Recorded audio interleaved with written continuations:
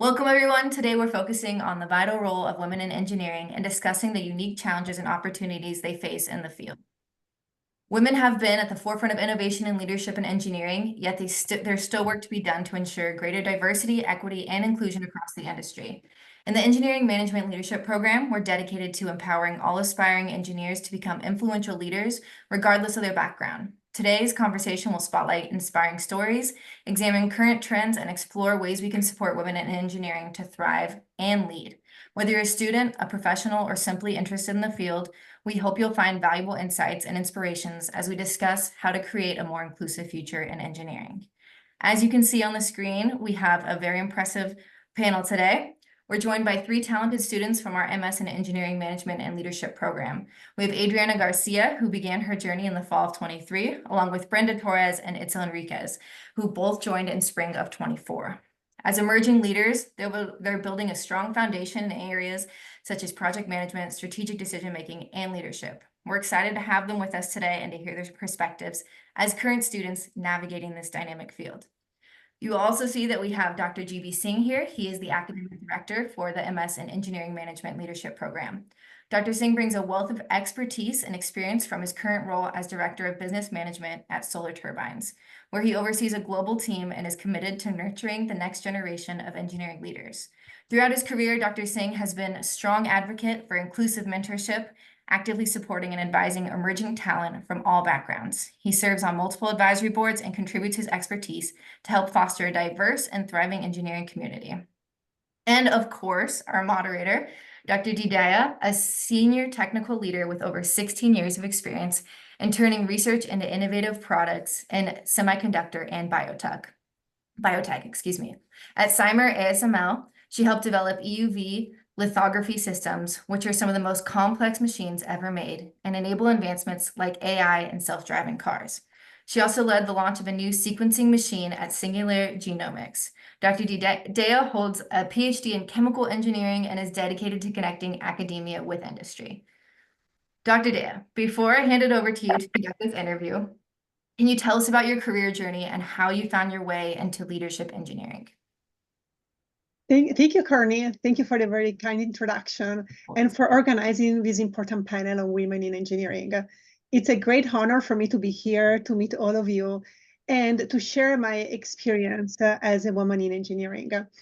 And I'm very excited about sharing my journey.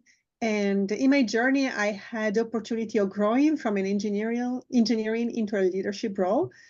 And I was really fortunate and had the privilege of leading teams at the forefront of technologies, both in the semiconductor and biotech industries. And a little bit about my journey, how did I go from an engineering role more to a leadership role?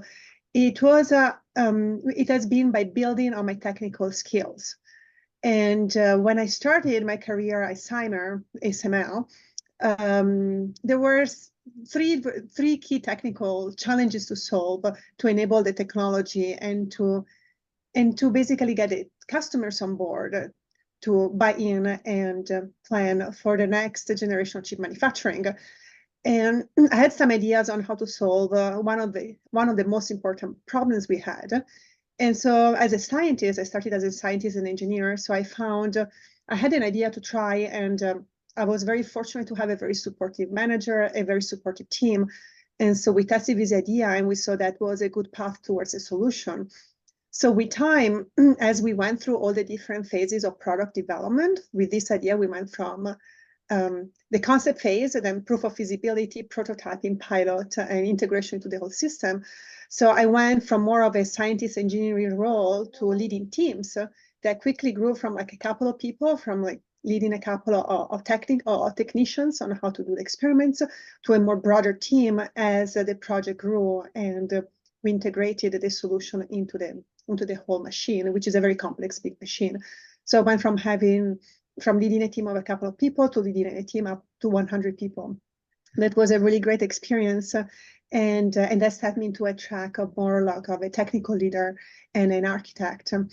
And then when I joined the biotech company, Singular Genomics, I took on a role as a program manager, and which was a really great experience. And I encourage every woman in science and engineering to also take on roles that are outside the standard engineering role, so to explore program management, the business side, even like the marketing or the sales or customer support side, because it really gives you a really full picture of how companies run, how business runs.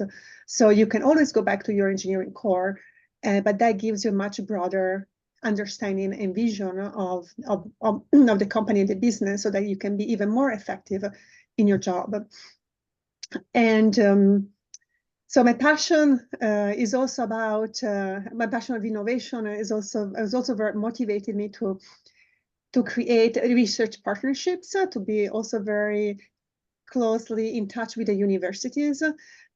So here I'm in touch very closely, collaborating with UC San Diego and USD, and I have the privilege of being part of the advisory board for this wonderful program, master's program. And I also value mentoring students, sharing my experience as a woman in engineering.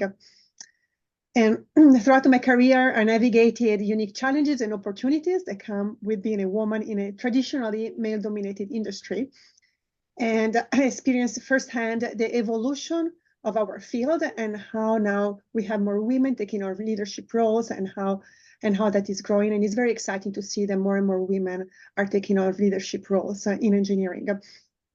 And I'm very excited to facilitate this discussion and to talk about our experiences, our challenges, and talk about strategies for effective leadership. We have a great panel, and our panelists are very knowledgeable. They have exceptional background and a diverse perspective. So looking forward to guiding this conversation. And I enjoy everybody to be very, very active. I encourage everybody to ask questions and engage in the discussion. The more people are engaged, the more we can add to the wisdom of this great room. And are there any questions? Then I'll start with our first question for our panelists. The first question is, what leadership qualities do you think are most important for someone in engineering management? Who would like to take that question? So in terms of what qualities, I know there are a lot of different types of leaders. So, you should really think about what type of leader you are and work on the qualities that leader should have. But I think being very, having empathy towards your team is a big one for me. Understanding the way that each of them works, being a trustful leader. I think for people that have a technical background, engineers specifically, you need your leader to trust that you know what you are doing in order to perform in the best way that you can. I think also being able to leverage the different skill sets that your team has. I think that's a very important one, like recognizing the value that each one of them brings to the table and being able to leverage those and, manage them in the way that they need to be managed specifically. I know that sometimes leaders use the same approach for all of their team, but not all of their team needs you to be the same type of leader with each of them. I don't know if that makes sense. It kind of does in my head, but like maybe one of them, their area of opportunity is a lot of time management. So you need to help them with that, but maybe another person in your team is really good with time management.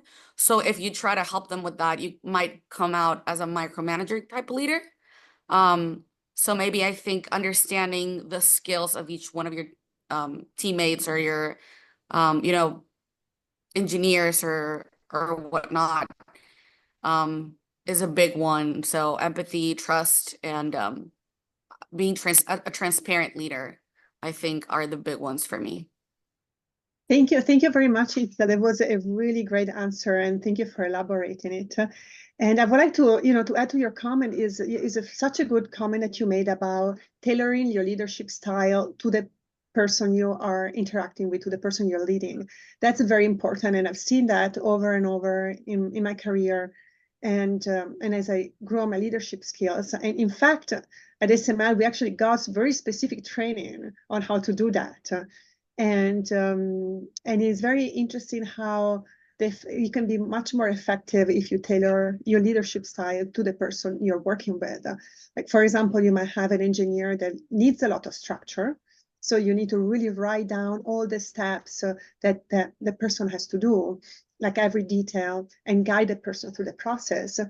While and the person will really appreciate that, and the person will feel very lost if you were not to give that type of guidance. On the other side of the spectrum, you might have someone that is very independent and know exactly what they're going to do. They have their vision, they have their direction. So if you try to guide them to a lot of details, they might get upset or they might get frustrated. So it's very important to be able to read with different type of personalities and tailor to the different people. So thank you so much for your insights. Anybody else would like to add anything to this topic?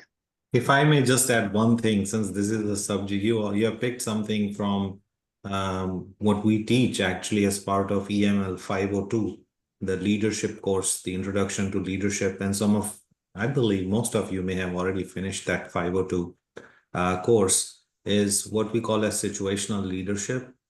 And exactly, I think, Silvia, you're talking about it, that how a leader who may be working or managing, let's say, a shop floor, may have to tailor his or her way of managing and working with shop floor employees versus, let's say, you are now leading an R&D organization where you really have to, to allow the creativity to flourish, you probably have to have more hands-off approach and allow for that kind of environment to flourish. So great comments. I loved it, Sel, when you talk about trust. That's number one in my personal leadership style is trust is everything. Thank you. Thank you, Dr. Singh. Thank you for providing your perspective and experience on this very important topic.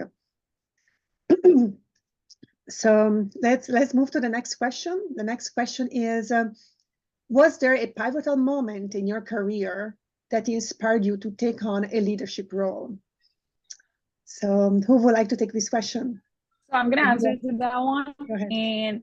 And I guess I'm gonna try to make a really short answer for that one. And first of all, for me, I wanted to be a doctor at some point. And when I moved to the US, I didn't know English. So then I went to something easier, which was engineering. And the reason why I wanted to be a doctor is because I wanted to be the change, like helping others. So then when I ended up getting into engineering, I was like, how can I do that? So the more time that I've been in the industry, I realized that the only way to be the change is by being in a higher level position. So for me, it became from like something like that happened a long time ago, like I wanted to do this, it didn't happen. So how else can I be part of that change in general? And especially because in this industry, it's mainly male. And I always felt that I wanted to have that female perspective for everything. Like it's not the same, like when you have kids and things like that. And I wanted to have that support. And so far, I haven't been able to find that, not because no one wants to help me, it's just because there are not enough women in the industry. And that's why for me, it's more like thinking about the future and that I can probably help someone later on and be in that example and support them in that. And that's why for me, especially becoming a leader become like my goal kind of thing. It's not really like I never had the dream like I want to manage people or anything. It's just for me, it's to be able to support other females in the industry later on in a couple of years and later on in general. So that's the reason why I got more inspiring to getting into like leadership, like getting into a management position, because I feel that way I can get to more people instead of just my group and being more involved. Thank you, Adriana. That is beautiful what you said, and is so true. Thank you for sharing with all of us. It's very inspiring, and I'm sure all the women here will feel that inspiration that you just shared with us. And yeah, and it's total. I agree with you. Like in a leadership role, you can influence more people, you might not have the time to dive very deep on a single technical topic as you used to do as an engineer.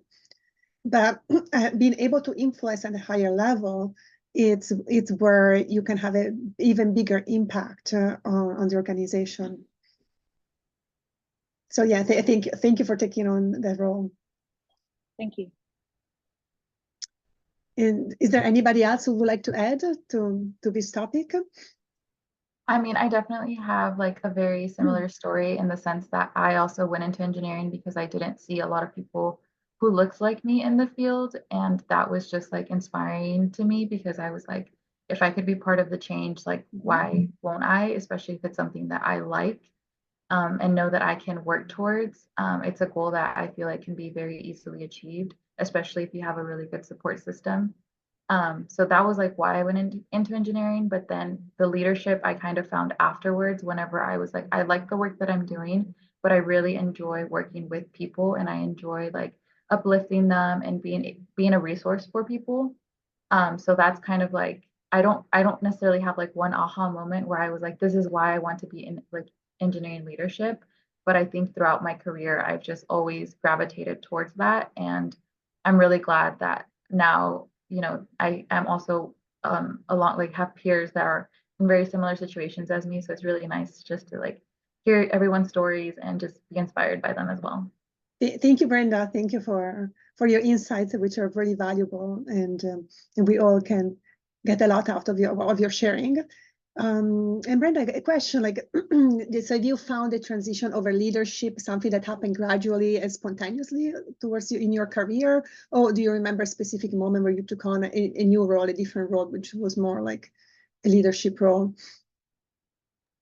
So I was always like very actively involved in like engineering organizations throughout my like undergrad career. So I feel like I just naturally started gravitating towards that, just like taking on more leadership. And then eventually, whenever I was actually in my career, I was like, I can see myself continuing to be a leader in my actual career, not just like in more like volunteer opportunities, but more like in the workforce. So that's kind of when I was like, oh, I do want to go and pursue a more like management path instead of like a tech fellow. It's wonderful. Thank you, Brenda. Thank you, Adriana. Okay, so let's move on to the next question. What are some of the biggest challenges you faced as a woman in engineering, and how did you overcome them? So for sure, I think one of the biggest challenges that I had, especially in the very beginning of my career, whenever I was a fresh grad, was kind of like not being taken seriously by my male counterparts. And or I used to work alongside the production line. And so a lot of the mechanics would always look at my male counterparts and ask them questions and have conversations with them. And as far as like as how I overcame it, like at first it was very frustrating, but luckily I feel like I had a very good group of coworkers who were always willing to ask for my opinion and bring me to the table to add to the conversation. I know that's like not always the case, and especially whenever I was mentoring like younger engineers and they were men, I would allow them to have those conversations because I was like, this is also growing you as an engineer.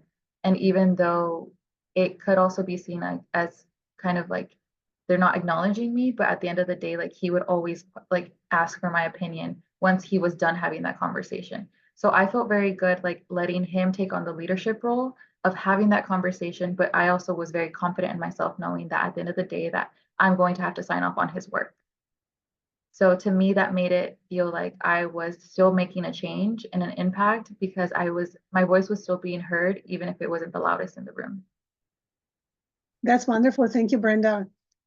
That's very good insight and feedback that you share with all of us. And thanks for sharing some of the challenges you encountered. And I'm sure a lot of women have faced those challenges, the challenges of being heard, the challenges of being recognized. I definitely faced those challenges too, especially early on in my career, where I had to work harder, but as twice as much as my male counterparts, and I had to just work harder for people to really listen to the solutions I was proposing. And but also what I notice is that if you stay very focused on technical content and you provide good solutions and you are resilient, and that people will start listening. And once you get that trust, it might take a little more to get the trust. But once you get the trust, then I think you get over the barrier, and then you have established yourself as an engineer. And it's not a barrier that you need to keep overcoming, at least in my experience. You have to overcome the barrier once, and then you're good to go. You're good to go. And as you were saying, it's very important to have people that are really supportive and have very good mentors. Like, I encourage everybody to get a good mentor, especially early on, someone that knows the organization very well, that is really going to be a supporter of women in science. So thank you again, Brenda. Does anybody have any comments or would like to answer this question? So like I feel like we probably all went through kind of the same experience than Brenda did. And I think the most challenging, at least for me, was not to get drowned in that negativity, you know, like when they don't take you seriously and take it personally, because I knew that I knew what I was doing. I knew that I was hired for that job for a reason. You know, I wasn't just luckily in there. I went through the same process that they all did. I went through school just like they did. And when you graduate and you know, you go out into the real world, you expect people to take you seriously. But when it doesn't happen, it really kind of hurts, you know, that also an ego at some point, because you believe that you're just as good. And to have people dismiss you that way can be really hard. And it's really easy to fall into that negativity and to fall into all that. So I think just like you said, Sylvia, it's important to know that when you focus on what you have to do, the rest will come a little bit easier, and to be positive about, I have to overcome this just once. I need to do this. I need to push harder. And then, you know, it does get better. So yeah, I feel like not falling into that negativity was a little hard. You know, when you're a 22-year-old fresh graduate that is handling a team of engineers that might be older than you, and more experienced than you, and that can be really challenging. But once you go for it and you really, you know, fake it till you make it, it does really get better, you know, and you overcome that and you come out the other side more positive and more confident and more knowledgeable. Yeah, thank you, Itza. Thank you for sharing that. And you touch a very important point. Just don't fall into the negativity. Always stay positive. Always focus on what you provide, what you bring to the table. And because then the hard work will pay, and people will see you do good work, and people will recognize you. And yes, it's unfair that we have to work as twice as, you know, the male counterparts. But I also think that's changing as we get more women in the engineering force, that the culture is changing. And we are making a change as women. We are all jumping into leadership roles, by all taking engineering and leadership roles in different companies and institutions. We are the change. We're making the change, and we're also paving the road for the women that will come after us. So thank you very much for your insights. I just want to add a little bit, one more comment, is that I think I was really lucky that I didn't get like super challenged in that way. I just got one comment pretty consistent, especially when I just finished college. I was like 23, my first job, and one of the comments was like, "Oh, you look like my daughter. You're my daughter age." So instead of making me feel like, "Oh, you're trying to be nice and welcoming," it's like you're thinking I'm your daughter, like kind of thing. But other than that, I think that was my only challenge that I will call, because I was really lucky when I was training like 9 people at some point. All of them were in the late 50s, but they were learning a new tool. And all of them were really respectful with me. And they pretty much acknowledge me, and whenever they have questions, they were asking me in a respectful way. So I do want to just mention that, yeah, there's some challenge, but it's not always just negative things. Like for me, my negative thing was just them calling me like, or reminding them like, oh, you're like my daughter, instead of that, which I never hear them telling my coworkers my age, saying like, oh, you look like my son, or you remind me to my son. That's just a little comment I got, but other than that, I think I never really got that any negative feedback or anything like that. It was just more on me. Like sometimes I didn't believe in myself. I'm like, oh, how is that a 25 years old is training a 50 years old with like 25 plus years of experience? But it was more on me than on them.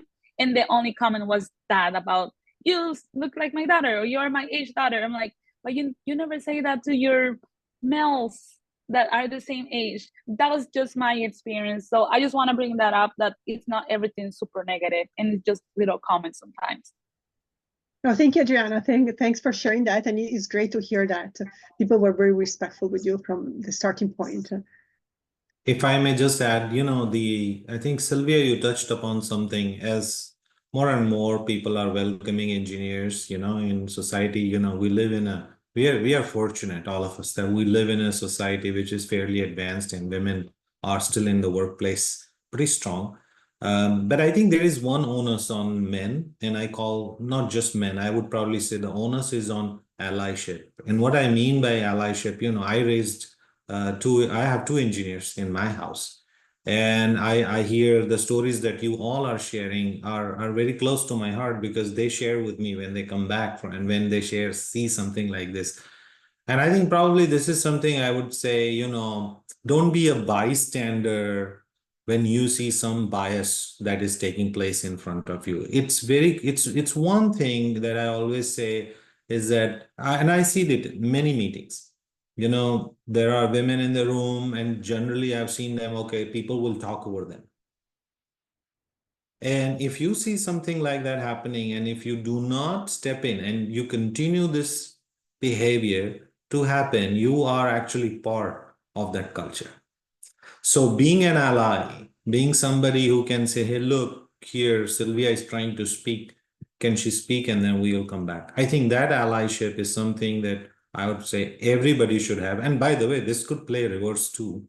I have been in roles where I had women bosses, and I was in a room like this where there were more women than men, and it could happen the other way also. So the allyship is something that is common with all of us.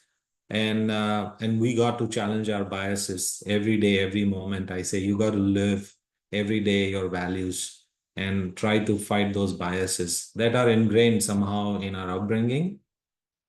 So great comments. Giving it back to you, Sylvia. Thank you. Okay, thank you, Dr. Singh. This is very valuable what you shared. And making allies is so important from early on in the career, making sure you have those allies, people that support you and that you support them, both women and men. There are a lot of men out there, like Dr. Singh, that are really supportive of women, and they want to see women thrive. So really recognize who these people are, and build a really strong relationship with them and keep growing that relationship over the years. It's very important. In that way, like everybody can make a difference. So thank you. Thanks again. Thanks. So next, let's move to the next question, which is, have you ever felt imposter syndrome? And if so, how did you deal with it? So for me, what I found to be like the best thing to get over like my imposter syndrome, especially whenever I also like had a very similar career trajectory as Itzel, where I was once on the shop floor and then I switched over to like a more office setting. But it was all virtual, so it was very interesting to handle that situation. However, as Dr. Singh mentioned earlier, like having allies and mentorship within your organization has been like super key for me and my success. I had a like lead principal engineer on my team who would always tell me like, if you don't know the answer to a question, like send me a message, and then that way you are responding to them like, and you're showing face. And basically what she was doing is like preparing me to be able to answer all these questions and be the new face of this like group, I think in general too, like a lot of my coworkers are close to retirement, and so I think they're really wanting to pass down the torch and are really trying to hone in on that mentorship.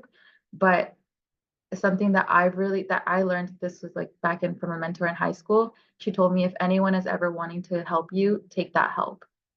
And that, like my coworker right now, anytime that she opened that door, she like told me, if you need help, if you don't know the answer to a question, like feel free to ask me, and feel free to ping me like multiple times if I don't get like back to you, so that you can provide the correct response. And you are showing the face, and you are now like, they know that you are someone that they can come to whenever they have these questions, instead of like constantly like asking me. So sometimes I felt like imposter syndrome because I was answering the questions, but it wasn't even my answer. But now that I've been in my role for 2 years, I feel a lot more confident. And every now and then, like I still like ask her questions, but I'm just very grateful that she opened and like has provided me that platform for me to like shine. Even though it's like she's like the mastermind behind everything. And in general, like I'm just really grateful that there are women that have come before me, that have women and men who have been allies and just like great mentors throughout my career, that, like I said, they offered their hand and I took it, and I am going to continue doing that, because I think that's the way that you continue fostering and creating a good sense of the community within your organization and group. Thank you, Brenda. I think what you shared is very powerful. It's really finding that mentor that can really help you in your career, and it can be an ally for you. And it's really great to know that there are people out there that can be very good supporters, great supporters. And if you think about it, it's also good for them too, because then they can start delegating things to you. You become the expert, so they don't have everybody asking questions to them. Now you're sharing the load, so it's a training, and it really goes both ways. They're helping you and you're helping them. So I think that's very important, to find a mentor like that. So I'm very glad to hear that you found her. Sylvia, I have to share this very personal story here, very, very quickly. You know, one of the things in my 25-year career I've seen is, and this may come as a bias of my own, but something that I have seen it. You know, whenever we post a position and people apply for that job, most of the time I find men always overclaiming what they can do, you know, and they are trying to convince me that this is something they can do in their sleep, you know. And when I try to sometimes reach out to women and I say, you are very qualified, why didn't you put your name in it? And it's like, GB, I don't think I'm ready for this.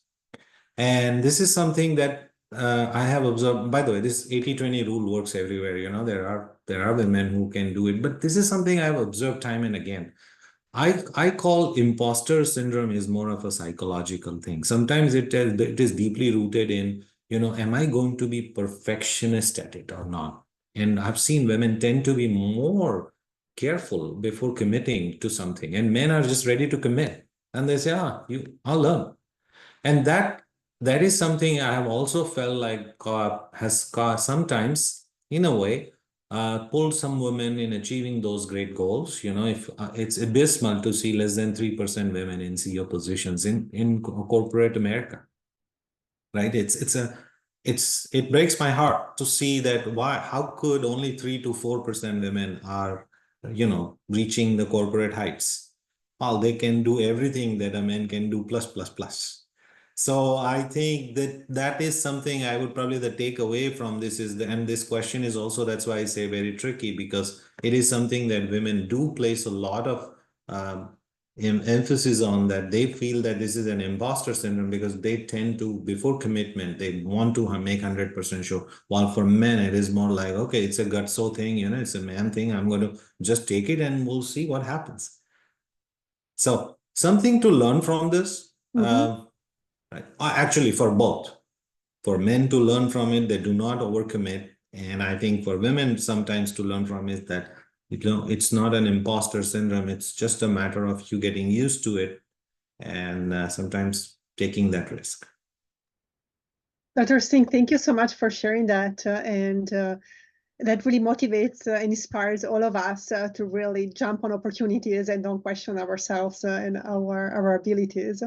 And I heard that too. I heard that from several of my male colleagues. They interview people that they see that men tend to overcommit and women tend to just be a little bit more careful about like what they can take on. I think if I want to share my experience, it's something that I learned how to change is.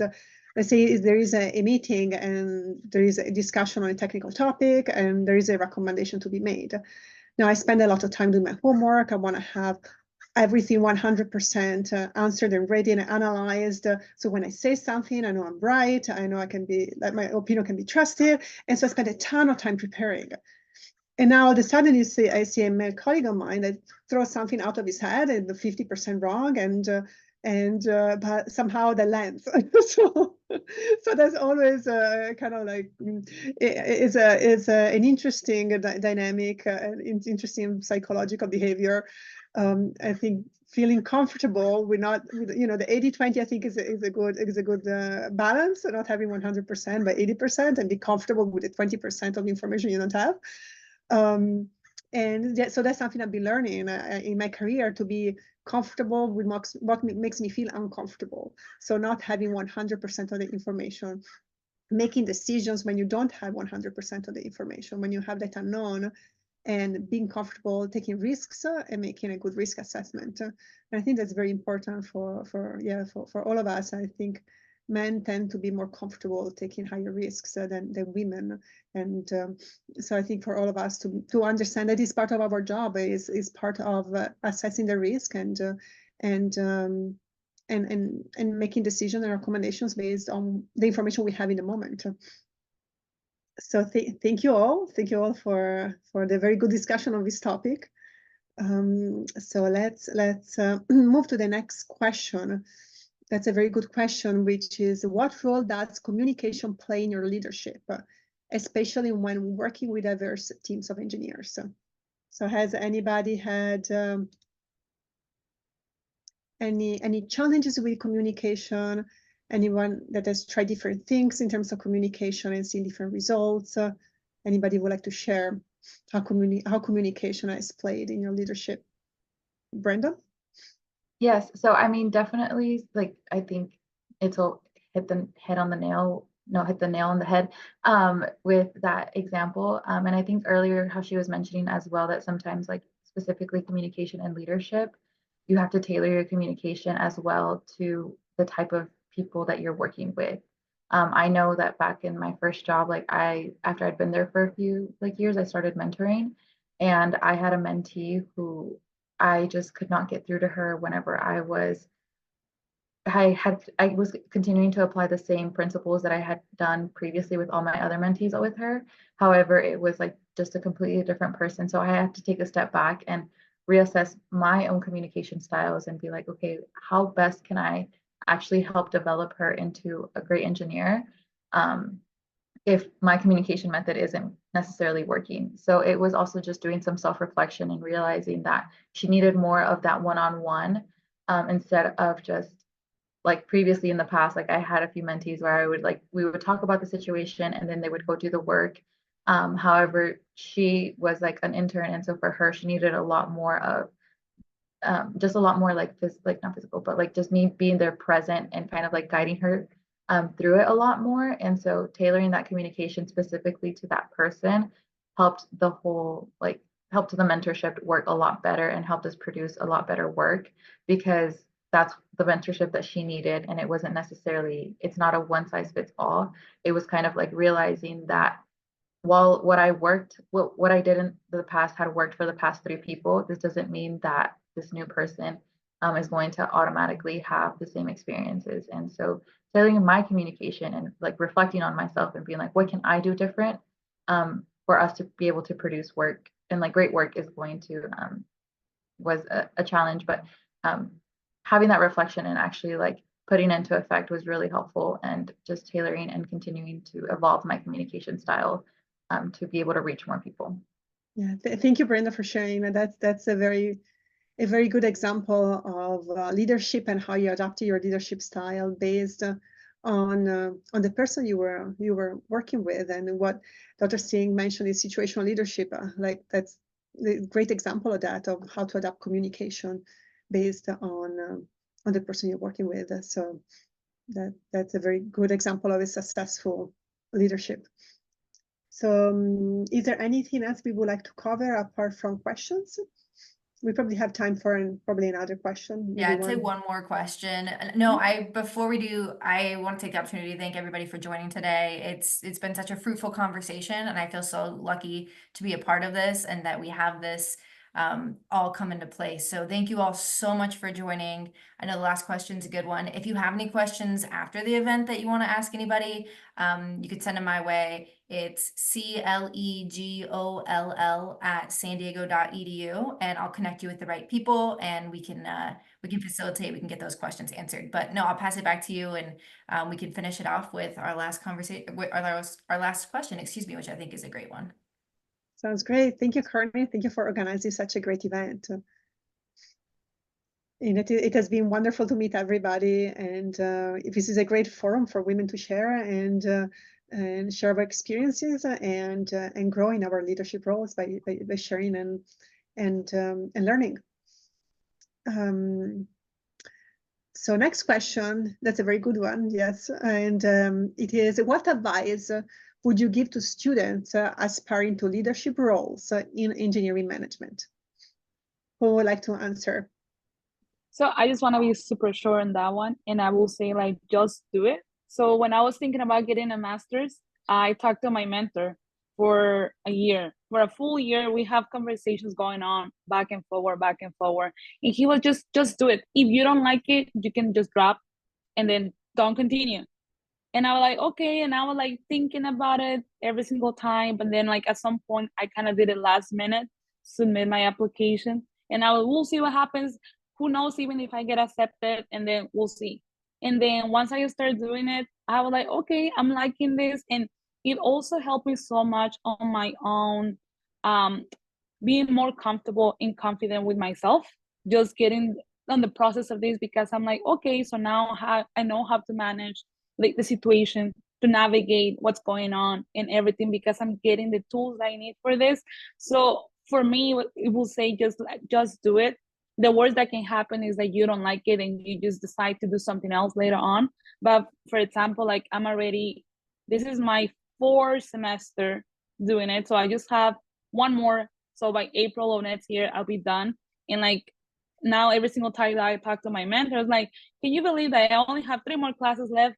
And then he's like, yeah, well, you were thinking about not doing it. And I'm like, yeah. So I'm like, now you even just think like, oh, so what should I do next? Like, should I do another one? So like, it's for me, just do it. Like, I don't think that you are ever gonna regret doing it. You're gonna regret not doing it at some point. So it's better to do it. And if you don't like it, just do something else later on.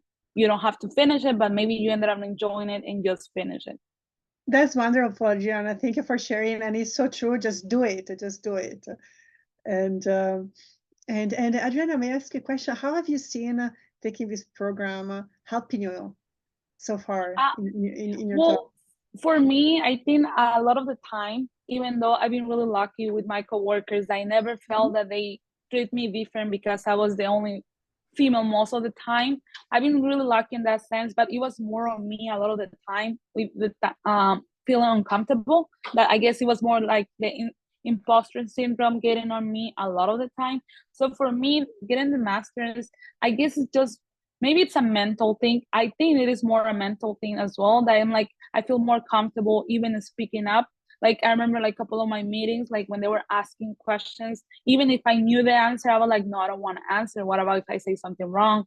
But now like, well, the worst that is going to happen is that they're going to say like, no, that's wrong. And that's it. Nothing else is going to happen. So for me, it's just even more comfortable. Like, yeah, sometimes like the classes can be like rough with a lot of homework, a lot of things going on. But I remember that one of my classes, we have to record ourselves like presenting. And for me, public speaking is one of my weakness. Like, I don't know how to talk in public. And I remember when the first time they did my record for my class, I record 5 minutes, like 10 times. Like the same thing, because I wasn't feeling comfortable. I was saying weird things and all of that. So now I feel that, okay, I'm just gonna do this, I'm just gonna submit it and that's it, because I have so many things going on at the same time. Like, okay, I don't even have time to think about it. So I think it's just giving me the key to be more comfortable and confident with myself. That's how I will say, just knowing that, like, okay, I'm not just doing and saying this to say it, is because I already learned a little bit here and there. So for me, that's how it's been helping me, being just more comfortable with myself and with what I'm saying and sharing with other people. Thank you, Adriana. This is really great to hear. Like, going through the program has given you self-confidence, has increased your knowledge, has improved your public speaking, which, by the way, I think you're a good public speaker from your Thank you. from your answers today, how you engage with all of us. I think you're really great at public speaking. Yeah, so then yeah, this is really great that you shared this with us. Thank you. I would like to thank everybody for joining this panel. It has been a wonderful experience to have these conversations with all of you, and to talk to very successful women. I wish you all the best in growing your career as leaders and in making a change, a positive change in the community, and being a good influence for other women in the field. So thank you again for having me as a moderator for this great event, and thanks to Courtney, thanks to GB Singh for inviting me, and it was a great honor to be here with all of you.